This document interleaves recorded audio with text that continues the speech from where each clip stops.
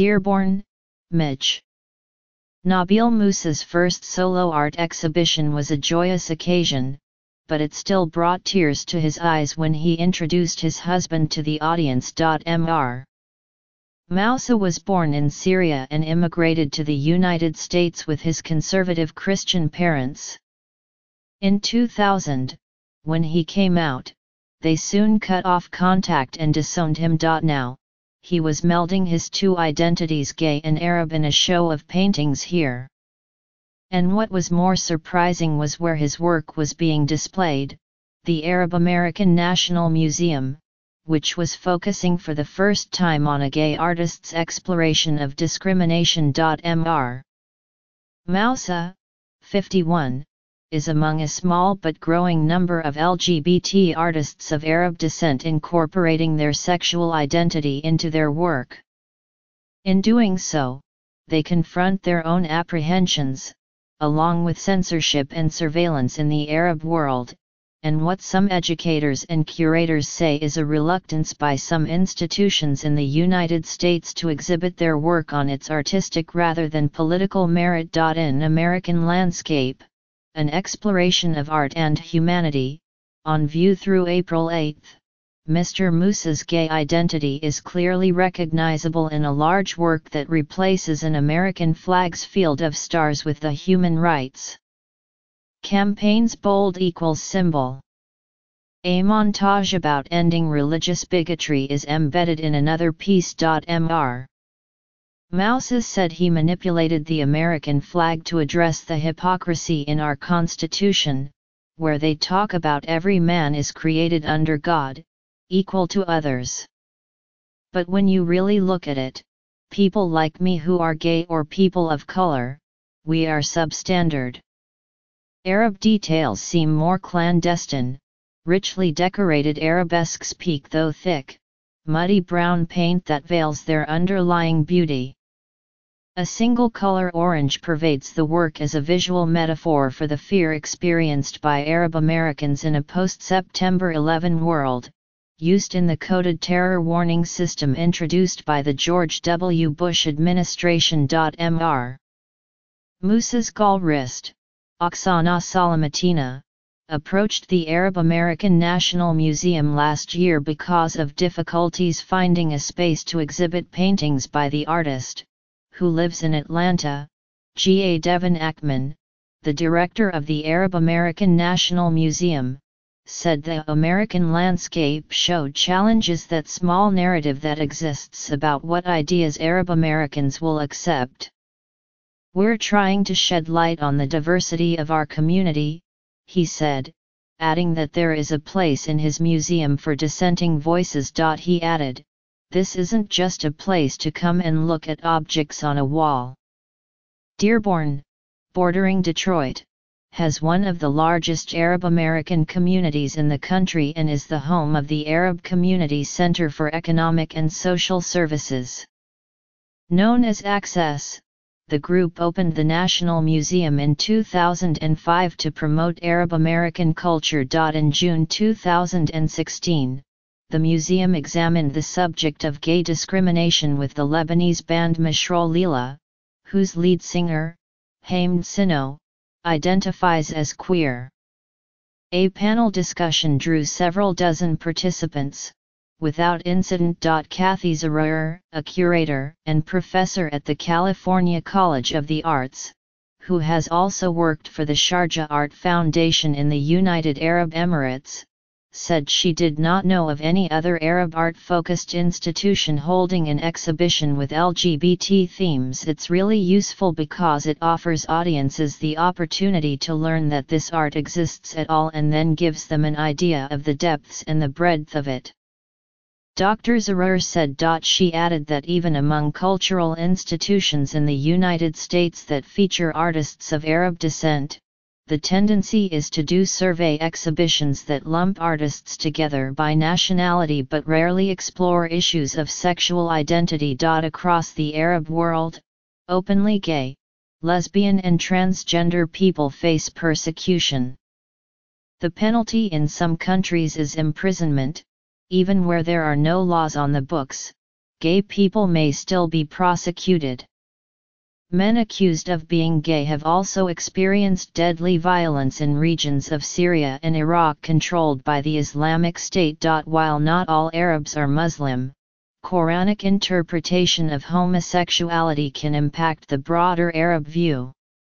Experts in Middle Eastern studies said that some Muslim and non-Muslim Arabs justify anti-L.G.B.T bias using the Quran, Bible and other religious texts, but that these are justifications of already held beliefs, not interpretations. Men and women, they said, have engaged in same-sex eroticism throughout the Muslim world, as evidenced by Arabic poetry. Colonial interactions might have also influenced biases, bringing European notions of homophobia and views of homosexuality into the culture.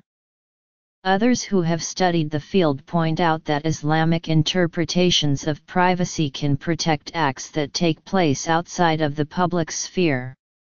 In the United States, LGBT identity in art was long overlooked, or ignored by mainstream museums. Among the first institutions to explore this theme were the Leslie Lohman Museum of Gay and Lesbian Art and the New Museum, both in New York.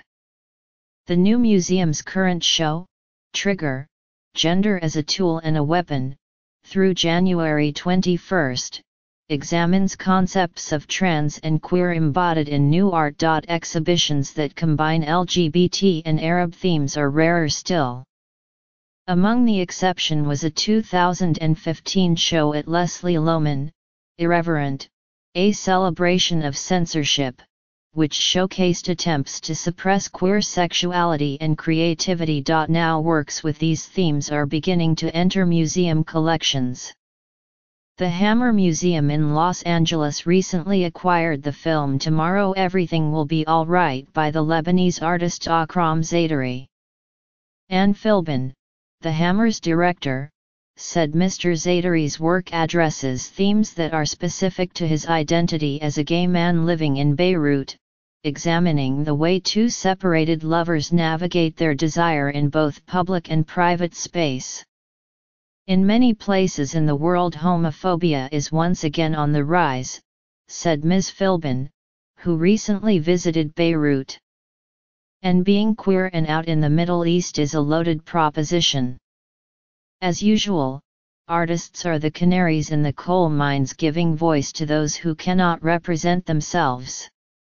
The Los Angeles County Museum of Art, the New Museum and the Metropolitan Museum of Art say they have exhibited the work of Arab and Muslim artists who are gay but choose not to incorporate their identity into their art, or make their sexuality known publicly. Sheena Wagstaff, head of the Department of Modern and Contemporary Art at the Met, said she prefers the work speaks for itself. Artists often operate below the radar and they have to, she said in a phone interview. I think that is a very important point to make, that many of these artists are incredibly brave. Several gay or lesbian artists working in both the West and in the Middle East said they did not wish to be interviewed for this article. Among those in the 2015 Leslie Lohman exhibit was the Lebanese artist Omar Mismar.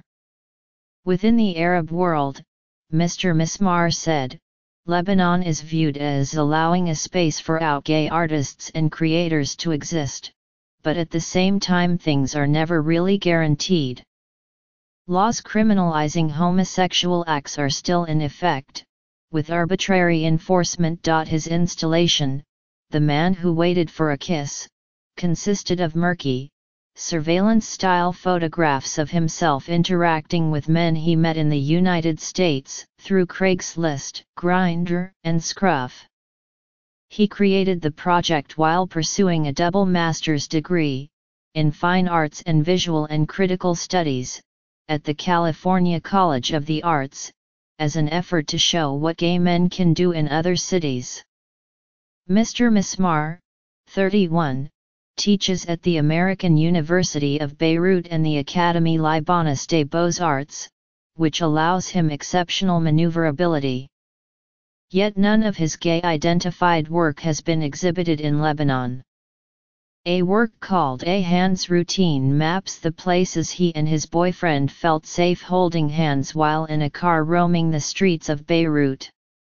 Holding hands becomes a risk, a secret act, fun for being dangerous, he wrote in an introduction to the artwork, made of graphs that resemble sheets of music. Location can mitigate fear, and such exhibitions flourish in the gay mecca of San Francisco.